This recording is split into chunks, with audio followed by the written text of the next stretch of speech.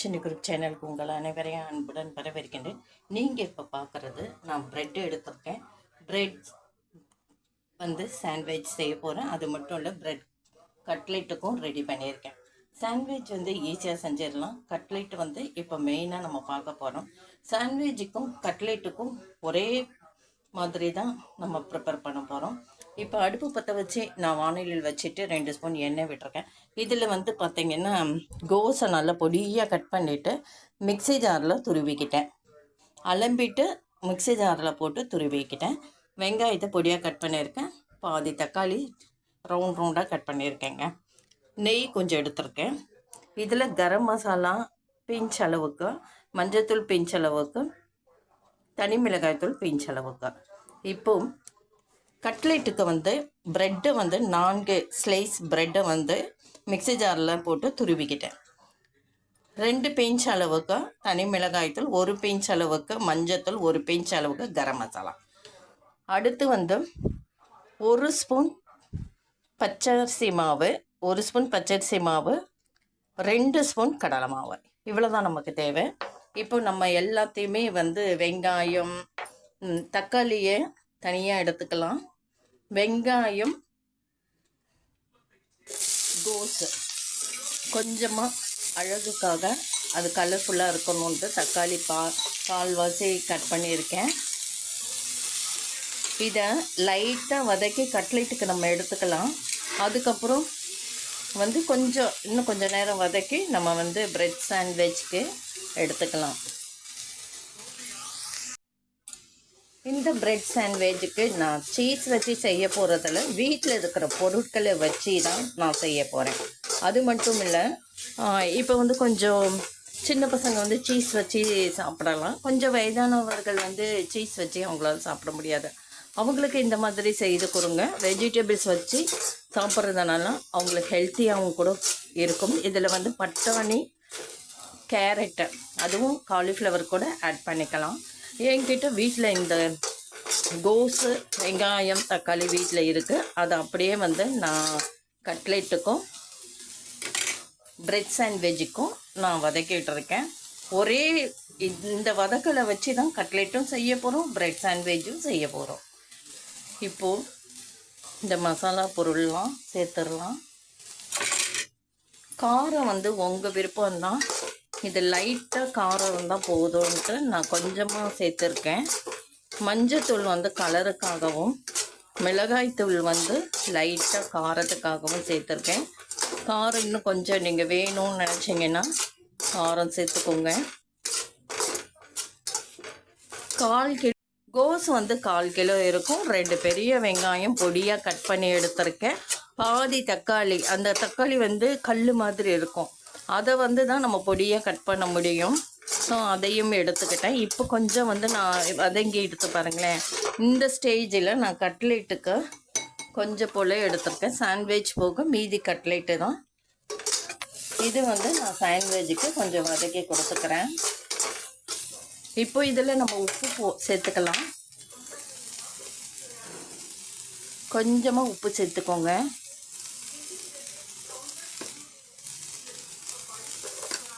இதை வதக்கிக்கலாம். கட்லெட்டுக்கு நம்ம கொஞ்சம் தண்ணி விட்டு கலக்கும் போது நம்ம அதில் உப்பு சேர்த்துக்கலாம். இது கொஞ்சம் அப்படியே வதங்கட்டும். இந்த சைட் கட்லெட்டுக்கு நான் இந்த மாவெல்லாம் சேர்த்துடுறேன். கடலை மாவு, பச்சரிசி மாவு.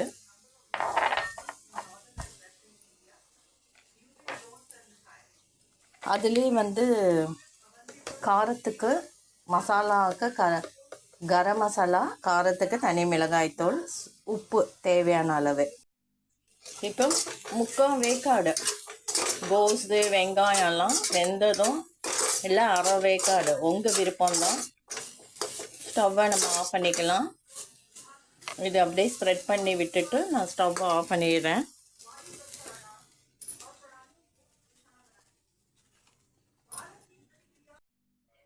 இதில் 2 பக்கமும் லைட்டாக நெய் அப்ளை பண்ணிக்கோங்க. அப்ளை பண்ணிவிட்டு ஃப்ரை பண்ணி எடுத்துக்கலாம்.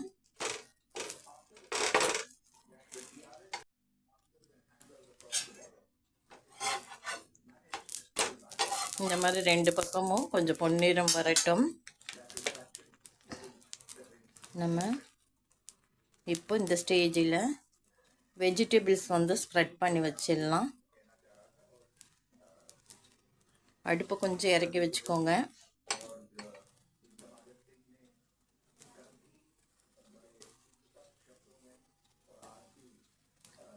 பசங்க வந்து சீஸ் வேணும்னா அவங்களுக்கு சீஸ் அப்படியே மேலாப்பில் வச்சு கூட நீங்கள் கொடுக்கலாம். ஒரு தக்காளி வச்சு அப்படியே க்ளோஸ் பண்ணிக்கலாம்.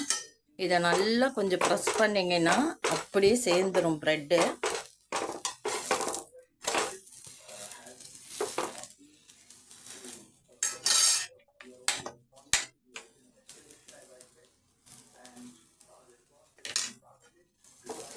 இந்த வெஜிடபிள்ஸ் எக்ஸ்ட்ரா இருக்கிறத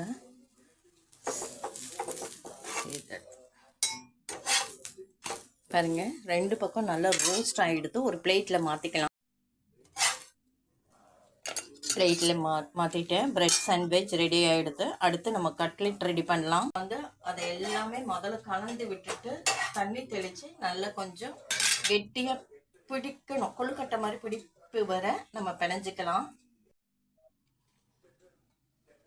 இதை ஃபஸ்ட்டு கலந்துக்கோங்க. அதில் கொஞ்சம் ஈரப்பசை இருந்ததுன்னா தண்ணி தெளித்தா போதும். அந்த வெங்காயத்தில் இருக்கிற ஈரம் இருக்கு இல்லைங்களா, அதுவே அந்த ப்ரெட்டில் வந்து இங்கே பாருங்கள், அந்த இதுலேயே தண்ணி இருக்குது. நான் தண்ணி தெளிக்கலை, அப்படியே கலந்துக்கலாம். இந்த பதம் போதுமானது. இந்த பிடிச்சிங்கன்னா கொழுக்கட்டை மாதிரி வரணும். இந்த வெங்காயம் கோஸில் இருக்கிற தண்ணியே இந்த கட்லெட்டுக்கு போதுமானது. சப்போஸ் உங்களுக்கு இந்த மாதிரி பிடிப்பு வரலன்னா லைட்டாக தண்ணி தெளிச்சுக்கோங்க. நான் சால்ட் எல்லாமே போட்டுட்டேன். கொத்தமல்லி இருந்தால் கொத்தமல்லி தூவிக்கலாம். இப்போ இது ரெடியாக இருக்கும். கட்லெட் வந்து பார்த்தீங்கன்னா நீங்கள் கையில் இந்த மாதிரி உருட்டிட்டு ரவுண்ட் ஷேப் கொடுக்கலாம். அப்படி இல்லைன்னா டைமண்ட் ஷேப்பில் இந்த மாதிரி பண்ணி இந்த வருங்க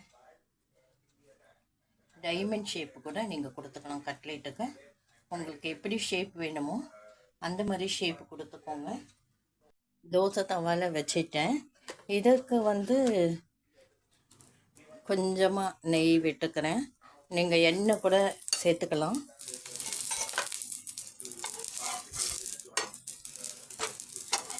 இந்த கட்லெட் வந்து உடையாதுங்க. நம்ம எண்ணெயில் போட்டு கூட இது கொடுக்கலாம். எண்ணெய் வந்து இழுக்கவும் செய்யாது. சப்போஸ் இது கொஞ்சம் தண்ணியாக இருந்தால் நீங்கள் பச்சரிசியும் கடல மாவும் கூட சேர்த்துக்கோங்க. கட்லெட்டு வந்து தோசை தவாவில் செய்கிறது வந்து கொஞ்சம் வயதானவர்கள் வந்து சாப்பிட்றதுக்கு ஏற்றதாக உகந்ததாக இருக்கும். நெய்யில் நான் சொல்கிறது, நீங்கள் நெய்க்கு பதில் ரீஃபைன் ஆயில் எடுத்துக்கோங்க. இந்த மாதிரி 2 பக்கமும் நல்லா ஒரு பொன்னிறம் வறுத்து எடுத்துக்கோங்க. ஒரு 20 நிமிஷம் கூட ஆகாதுங்க. நமக்கு காய்கறிலாம் நறுக்கி ரெடி பண்ணிட்டோம்னா இந்த கட்லெட்டும் பிரெட் சாண்ட்விச் பண்ணுறதுக்கும் கட்லெட் பண்ணுறதுக்கும் நமக்கு 20 நிமிஷம் கூட ஆகாது. அவ்வளோதான். இதுவுமே வந்து நான் ஃப்ரை பண்ணி எடுத்துட்டேன். ஏற்கனவே நம்ம வதக்கி இருக்கோம் இல்லைங்களா, அதனால ரொம்ப நேரம் ஃப்ரை பண்ணணும்னு அவசியம் இல்லை. எடுத்துட்டலாம். பிரெட் மேலே வச்சுட்டு சூப்பராக அருமையாக bread sandwich bread cutlet ready. இந்த வீடியோ உங்களுக்கு பிடிச்சிருக்கும்னு நினைக்கிறேன். இந்த வீடியோ பிடிச்சிருந்தா லைக் பண்ணுங்கள், ஷேர் பண்ணுங்கள், சப்ஸ்கிரைப் பண்ணுங்கள், கமெண்ட் பண்ணுங்கள். நன்றி. சூப்பர்.